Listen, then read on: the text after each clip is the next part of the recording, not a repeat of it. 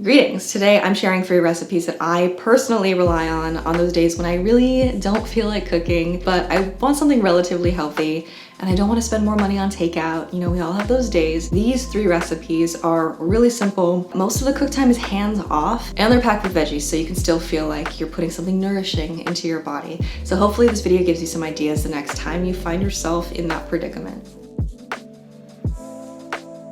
First up, we're making egg roll in a bowl. It's exactly what it sounds like. It's vegan egg roll filling without the wrapper, and it's extremely simple to make and also really tasty. You can use your favorite vegan beef substitute. I'm using gardein, but this would also work with crumbled tofu or tempeh. You will also need a green cabbage. Onion and garlic are going to contribute a lot of the flavor. You'll also want some fresh ginger, or you can just use ginger paste. You'll need a carrot, some fresh scallions, and then soy sauce, rice vinegar, and sesame oil for our very simple seasoning. So first off, go ahead and thinly shred up about 3 or 4 cups of cabbage and julienne or grate a carrot. Alternatively, if you really want to cut down on prep time, you can just go ahead and grab a bag of cabbage coleslaw at the grocery store. Then dice up half of an onion, mince up as much garlic as you like, and grate or mince some fresh ginger. Then heat a skillet over medium-high heat and drizzle in some vegetable oil. Then sauté your onion, garlic, and ginger for just a few minutes until the onion is translucent. Then add in your vegan beef crumbles, and if you're using something like Beyond or Impossible meat, or if you're using crumbled tofu, this is where you'd go ahead and brown that. But with the gardein, I just wanted to essentially heat it through. Then add in your shredded cabbage and carrot or your coleslaw mix, along with your soy sauce and rice vinegar. Give it a stir, and then add in about half a cup of water and cover the pan to let the cabbage wilt in the steam. This takes about 10 minutes in total, and I prefer letting steam do the work for me so I don't have to stand over the stove and be stir-frying the whole time. Once the cabbage is tender, give it a taste and add extra soy sauce or some chili paste if you think it needs it. And then once I take it off the heat, I also like to add in a dash of toasted sesame oil. It's optional, but I think it just ties it all together. And then I really like serving this over rice or noodles. I guess you could just eat it as it is, but I like some kind of carb to make it a more balanced meal. Then I top it with some fresh scallions, and this may not look super glamorous, but it really does just hit the spot. It's very simple, it's got your protein, your veggies, and I just love this when I need something quick and satisfying to avoid spending way too much money on takeout. Okay, next up, we're gonna make this protein-packed Southwestern quinoa salad.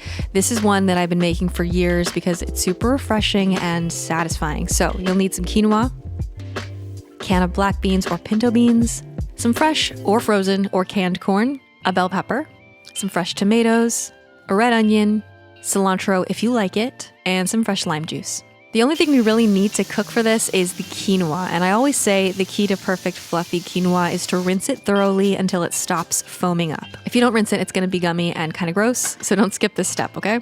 I actually use my rice cooker for this, so it's super hands-off, and it takes about 15 to 20 minutes to cook, and then you can fluff it up with a fork.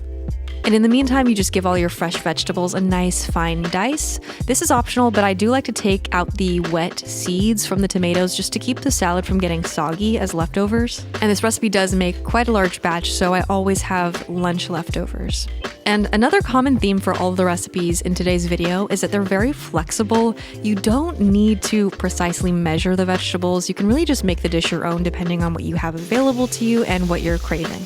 You'll also want to take a moment to drain and rinse your beans. Once all your veggies are prepped, grab a big mixing bowl and add in the juice of half of a lime, a few tablespoons of extra virgin olive oil, some ancho chili powder, some ground cumin, smoked paprika, garlic powder, and then some apple cider vinegar, plus salt and pepper, of course, and then give that a whisk.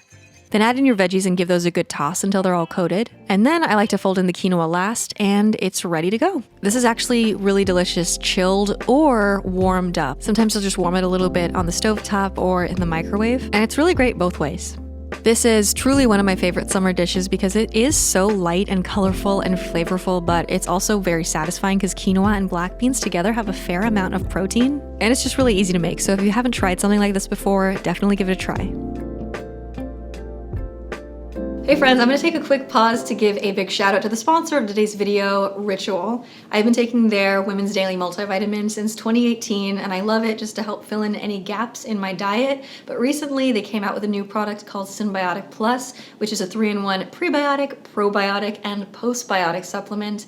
And you just take one a day. I feel like most people are familiar with probiotics, but prebiotics are what actually supports the beneficial bacteria in your gut, and then postbiotics help to support the lining of your gut. So you just take one a day and it helps to support your gut, digestive, and immune health. Did you know that 70% of your immune system is actually in your gut? Symbiotic Plus contains 2 of the most clinically studied strains of probiotics, and they use a delayed release technology to ensure that the probiotic strains actually make it all the way to the colon, not just to the stomach, and the colon is the ideal place for them to grow. Your subscription comes straight to your door every single month with free shipping, and the capsules actually require no refrigeration. It's vegan friendly, it's free of all major allergens, and Ritual is always 100% transparent about how they source their ingredients. Check out my link and the code that I'll have on the screen for 20% off your first month with Ritual. Moving on, let's make some roasted vegetable orzo. Now, this is a dish I made all the time when I first went vegan. It's just so comforting, it's affordable. Now, there's a little bit of prep work, but the cooking's mostly hands-off. The oven's gonna do most of the work for you. So this time around, I've got some cherry tomatoes, some mushrooms, some broccoli, zucchini, and red pepper. I also love eggplant and asparagus in this dish, but you can just grab whatever's on sale or whatever's in season and go ahead and chop the veggies up into small pieces. And of course, you can speed this process up by purchasing some pre-cut veggies. Personally, I don't mind chopping vegetables. Chopping's actually kind of meditative for me. It's the standing over the stove, stirring something for a long time, or cleaning a lot of dishes that really bothers me about cooking. Transfer the veggies to a baking tray or a casserole dish along with a can of your favorite beans. I love chickpeas or butter beans in this recipe personally, and just drain them and give them a nice thorough rinse.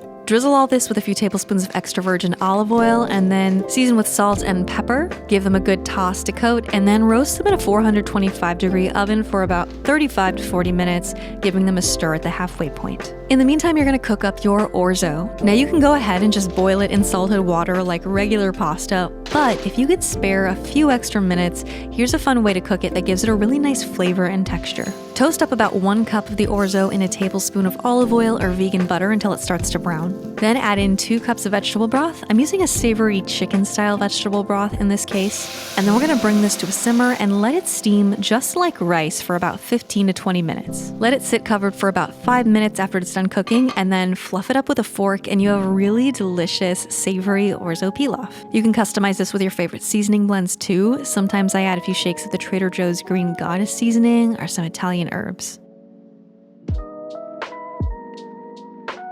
And now you can toss your veggies and orzo together in a serving bowl if you want to serve it family style, or just dish it up for yourself.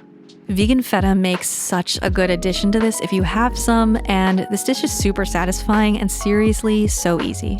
I just love roasting a big tray of veggies whenever I want something healthy, but I don't want to stand over the stove for too long. And I also think this would be a really great dish to meal prep. That wraps up today's video. Thank you so much for watching. Please subscribe for more vegan recipes, and I'll see you in my next video. Bye!